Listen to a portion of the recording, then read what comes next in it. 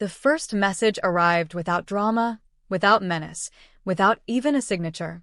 It appeared on Electra's phone late at night, when the house was quiet enough that every vibration felt amplified, as if the device itself were nervous about what it carried. The words were brief, almost cautious, but they contained a detail that stopped her breath mid-inhale, a reference to a moment from the night Luna died that had never appeared in any police report, never been spoken aloud in public, never even been hinted at among those who claimed to know the truth. From that instant, Electra understood that whoever was reaching out to her was not guessing, not speculating, not chasing rumors. This was someone who knew. Someone who had been there, or had stood close enough to the fire to feel its heat long after the flames were supposed to be extinguished. At first, Electra told herself that the messages were a psychological tactic, perhaps an attempt to manipulate her into abandoning her investigation. The case of Luna's death had already unsettled powerful people, reopening wounds that the Spencer and Forrester families had spent months, even years, trying to seal beneath carefully maintained narratives. It would not have been surprising if someone decided intimidation was easier than confrontation. Yet, something about the tone of the messages resisted that interpretation. There was no triumph in them, no threat, no attempt to assert dominance. Instead, they carried the weight of restraint, of a voice holding itself back from saying too much too fast, as though afraid that once the truth began to spill, it would never stop. As days passed, the messages continued, forming a fragmented confession that circled its own center without naming it. The sender spoke of guilt as if it were a physical presence, something that followed him through rooms and haunted him in sleep. He spoke of Luna not as the villain the world had accepted her to be, but as an enemy shaped by obsession, fear, and unfinished business. Each message felt like a step closer to revelation, and with each step, Electra's sense of unease deepened. She realized she was not being hunted, she was being prepared. Electra's investigation into Luna's death had already pushed her into uncomfortable territory. She had begun with simple questions, driven less by suspicion than by an instinct that the official story was too neat, too clean for a tragedy that had left so much emotional wreckage behind. Luna had been blamed for everything that went wrong in the days leading up to her death, her name transformed into shorthand for chaos and danger, a convenient explanation that absolved everyone else of deeper accountability. Yet Electra had seen the cracks in that story from the beginning. She had seen how quickly blame had settled, how eagerly it had been accepted, how little resistance there had been to the idea that Luna alone was responsible for the violence and destruction that followed her presence. The messages began to fill in the spaces Electra could not reach on her own. They pointed her toward overlooked timelines, toward emotional inconsistencies that no forensic report could capture. They suggested that Luna's death had not been the spontaneous eruption of a broken psyche, but the final act of a long-simmering conflict that had been allowed, even encouraged, to escalate in silence. And still, the sender did not name himself. He remained a ghost behind the words, shaping the narrative without stepping fully into the light. The turning point came when the messages stopped being abstract. One night, after weeks of cautious communication, the sender asked to meet. There was no attempt at secrecy in the location he chose. On the contrary, it was a place weighted with memory, a place that symbolized everything the Spencer and Forrester families believed they had survived and moved beyond. When Electra arrived and saw the man waiting for her, the shock was so profound that for a moment she questioned her own perception, as though the past itself had risen to confront her. It was Tom. Tom, the man whose death had been treated as a closed chapter, a grim footnote in Luna's story.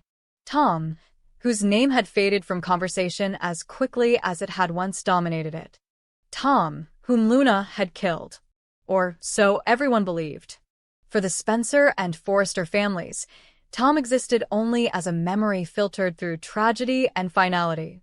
His death had been presented as irreversible fact, his absence a certainty upon which other narratives had been built. To see him alive, standing in front of Electra with a face marked by time and something far heavier than survival, was to experience a rupture in reality itself. The truth did not simply challenge what people thought they knew, it dismantled the very foundation of that knowledge. Tom did not waste time with pleasantries. When he spoke, his voice carried the weight of someone who had rehearsed these words 1,000 times in solitude, only to find that speaking them aloud was still unbearably difficult. He admitted immediately that he was the one who had sent the messages. He admitted that he had been watching Electra for some time, drawn to her persistence, her refusal to accept easy answers. And then, without flinching, he confessed to the truth that would redefine everything. Luna's death was not the random act of a doomed woman spiraling out of control. It was the culmination of his revenge. Tom's survival, he explained, was the first lie upon which all others were built.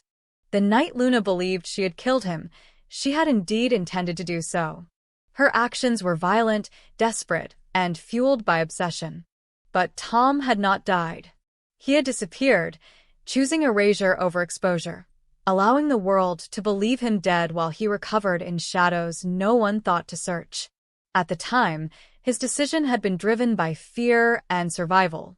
Luna was dangerous, unstable, and deeply fixated on him, and Tom believed that vanishing was the only way to escape her. Yet disappearance did not bring peace. As Luna continued to move through the world, her narrative shaped by the belief that she had already crossed the ultimate line, Tom watched from a distance as she grew bolder, more reckless, more insulated by the assumption that her worst crime lay behind her. What began as self-preservation hardened into resentment, then into a consuming need for retribution. Luna had taken everything from him, Tom told Electra. Not only his sense of safety but his identity, his place in the world, his ability to exist openly without fear. In killing him symbolically, she had condemned him to a life of invisibility. Revenge, when it finally took form, did not arrive as a sudden decision. It emerged gradually, fed by years of isolation and bitterness. Tom watched as Luna became the convenient villain in the lives of others, absorbing blame for conflicts that ran deeper than her actions alone. He recognized the opportunity embedded in that perception. If Luna was already seen as dangerous, already feared, already mistrusted, then shaping the circumstances of her downfall would require very little interference. The world was ready to believe the worst of her. Tom's confession revealed how carefully he had positioned himself at the margins of events, influencing without appearing, nudging situations toward volatility while allowing Luna's own impulses to do the rest. He did not deny her agency, nor did he attempt to absolve her of responsibility for the harm she caused. But he was unflinching in his admission that he had guided the narrative toward a point of no return. He had ensured that when Luna reached her breaking point, there would be no safety net, no intervention, no opportunity for de-escalation. Her death, when it came, appeared inevitable only because he had made it so. For Electra, the weight of this confession was staggering. She was confronted not only with the truth of Luna's death, but with the realization that the story everyone had accepted was built on layered deceptions, each one reinforcing the next. Tom's survival had allowed powerful families to avoid asking harder questions. His revenge had exploited those same families' willingness to simplify complexity into blame. And Luna, trapped between her own destructive tendencies and Tom's calculated silence, had become both perpetrator and victim in a tragedy that no one fully understood until now. The shockwaves of Tom's revelation did not stop with Electra. When the truth emerged, it tore through the Spencer and Forrester families with devastating force. Their carefully maintained certainty fractured as they were forced to confront how deeply they had relied on false assumptions. Tom's return was not merely a personal betrayal, it was an existential one. It exposed how easily they had accepted narratives that served their need for closure, how quickly they had allowed Luna to become the sole repository for guilt and fear. The legal consequences were immediate and severe.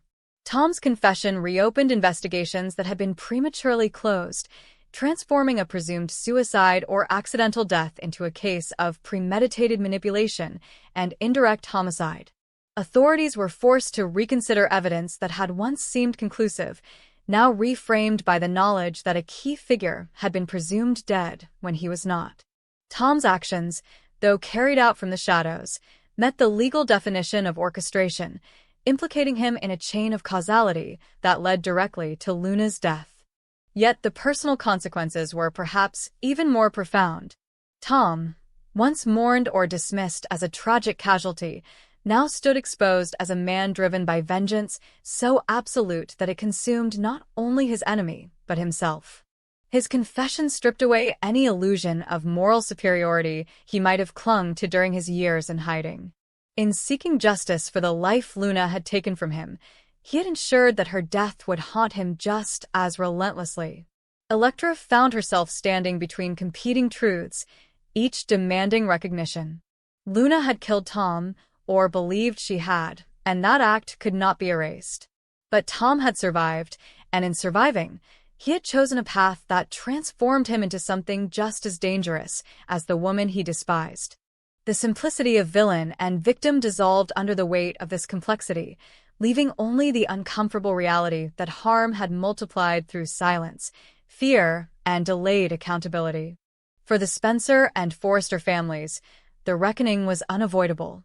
Tom's return forced them to acknowledge their own role in sustaining a narrative that allowed revenge to fester unchecked. Their shock was compounded by guilt, by the realization that their relief at Tom's supposed death had blinded them to the possibility that unfinished business could still reach out and claim new victims. Relationships strained under the pressure of these revelations, trust eroded by the knowledge that proximity had not guaranteed insight. Tom's confession, once public, transformed Luna's legacy irrevocably.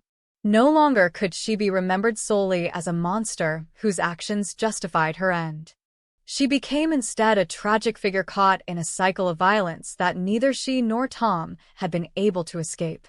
This reframing did not absolve her crimes, but it restored her humanity, acknowledging that her death was not a moral resolution but a failure of every system that had allowed obsession and revenge to replace intervention and truth. In the aftermath, Electra carried the burden of having been the first to hear Tom's confession, the first to see the full shape of the tragedy before it was flattened into legal language and public outrage. She understood that her role had never been simply to uncover facts, but to bear witness to the cost of buried truths. The messages that once frightened her now felt like echoes of a man who had waited too long to speak, who had allowed his silence to become a weapon. Tom's ultimate fate would be decided in courtrooms and headlines, but the deeper judgment had already been rendered within him. His revenge had brought neither peace nor closure, only a reckoning that stripped him of anonymity and forced him to confront the devastation he had helped create. In confessing, he had finally chosen truth over concealment, but that choice came too late to save Luna, too late to undo the harm that had rippled outward from his pain. Luna's death, once wrapped in mystery and convenient blame, now stood exposed as the result of a long chain of choices driven by fear, obsession, and vengeance. The confession did not offer comfort or simplicity. Instead, it demanded a more difficult understanding, one that acknowledged how easily unresolved violence can reproduce itself when left unexamined. For Electra, for the families involved, and for Tom himself, the truth arrived not as liberation but as responsibility, a call to confront the damage done and to accept that some consequences, once set in motion, can never truly be reversed. The confession did not end the story. It detonated it. Once Tom's words crossed the threshold from private truth to unavoidable reality, the world around Electra began to reorganize itself in slow, grinding shifts, like tectonic plates forced into motion after years of pressure. What had once felt like a single mystery, the death of Luna, now revealed itself as the exposed nerve of a far larger wound, one that reached into family legacies, buried decisions, and the quiet agreements people made with themselves in order to survive. The silence that followed Tom's confession was not peaceful. It was the kind of silence that comes before systems collapse, when everyone senses that the old rules no longer apply, but no one yet knows what will replace them. Electra felt the weight of that moment settle into her body long before the legal machinery began to turn. She carried Tom's voice with her everywhere, not as sound but as presence, replaying the measured way he had spoken about revenge as if it were a form of justice, the way he had framed Luna's death as an inevitability rather than a choice. The rationality of his explanation unsettled her more than rage ever could have. It forced her to confront a truth she had been circling since the beginning of her investigation, that the most dangerous acts were often committed not in moments of chaos, but in stretches of prolonged calm, when people convinced themselves that time itself would absolve them. The Spencer and Forrester families responded as families always do when confronted with an existential threat, first with denial, then with fragmentation. Conversations that once flowed easily now stalled under the strain of suspicion. Old alliances felt brittle, newly exposed to scrutiny. The return of Tom did more than reopen a case. It reopened history, forcing long-buried tensions to resurface. Some clung to the comfort of believing Luna had still deserved her fate, that Tom's manipulation was merely an unfortunate footnote to a tragedy that would have occurred regardless. Others could no longer sustain that illusion, haunted by the realization that they had mistaken closure for truth. Legal consequences arrived swiftly but unevenly. Investigators reopened files that had gathered dust, re-examining evidence through the lens of Tom's survival and deliberate concealment. Testimonies once dismissed as unreliable gained new relevance. Patterns emerged where randomness had once been assumed. The narrative of Luna's death shifted in official language from tragic inevitability to orchestrated outcome, a reframing that carried profound implications. Tom's actions placed him squarely within the chain of causality, even if his hands had never physically delivered the final blow. He had designed the environment in which violence could flourish, and in doing so, he had ensured its conclusion. Yet even as the law began to assert itself, Electra recognized that legal resolution would never fully account for the emotional devastation left behind.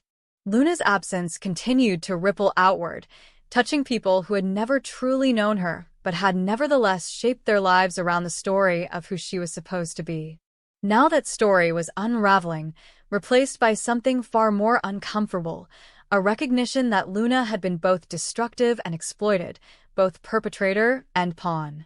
This duality resisted easy categorization, frustrating those who needed clear villains in order to feel safe. Electra's role evolved from investigator to unwilling custodian of memory. She became the person people approached when they needed to reconcile their personal experiences with the emerging truth.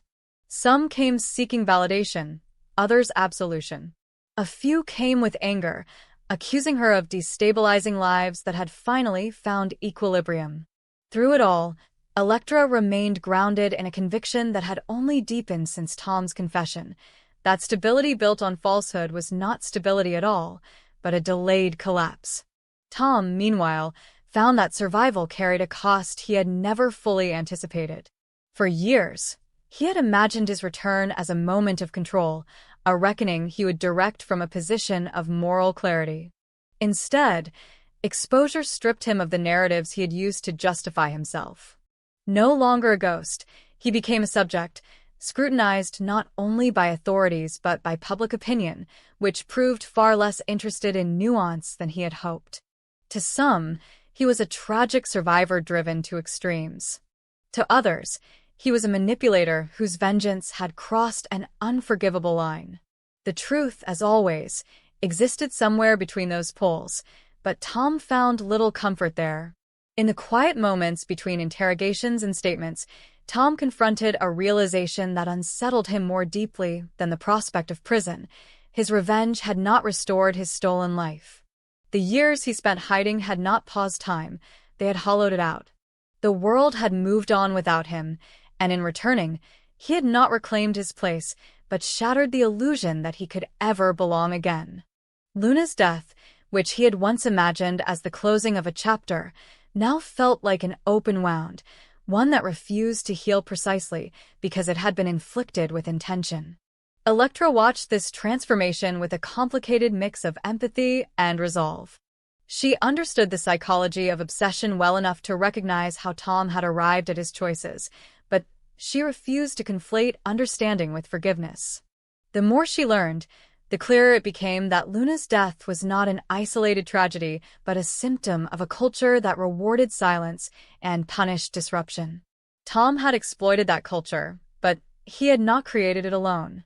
His confession exposed fault lines that extended far beyond his personal vendetta. As proceedings continued, new questions surfaced, questions that threatened to expand the scope of accountability even further. Who had benefited most from Luna's death remaining unquestioned? Who had ignored warning signs because confrontation felt inconvenient? Who had accepted Tom's supposed death without verification because it simplified an already volatile situation? These questions lingered in the background, unsettling those who preferred to view the tragedy as a closed system with a single point of blame.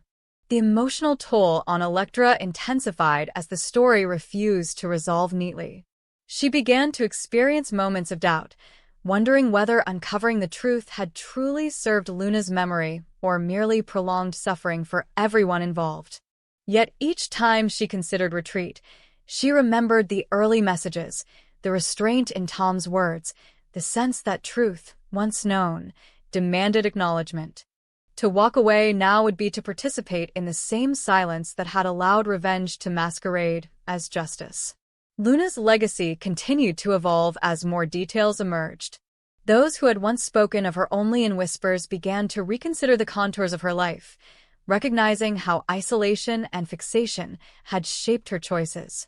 This reframing did not erase the harm she had caused, but it contextualized it, offering a more honest account of how unchecked obsession can metastasize in environments that prioritize reputation over intervention.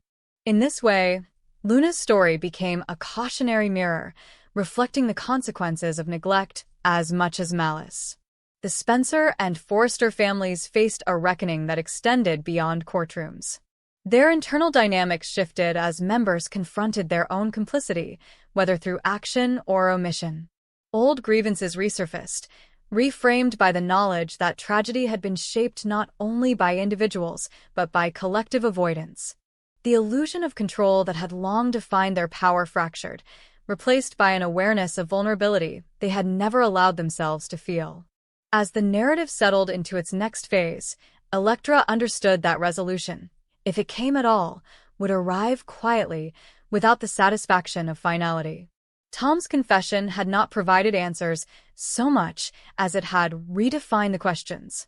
Luna's death would never be reduced to a single cause, a single villain, or a single moral lesson. Instead, it stood as an indictment of the slow, corrosive effects of silence, fear, and deferred responsibility. In the end, the continuation of the story lay not in verdicts or headlines, but in the choices people made once the truth could no longer be ignored. Whether they chose reckoning or retreat would determine whether Luna's death remained a tragedy repeated in different forms, or became the point at which a cycle finally broke. For Electra, that choice was already made. She would continue forward, carrying the weight of what she knew, not because it was easy, but because refusing to do so would mean allowing the past to dictate the future all over again.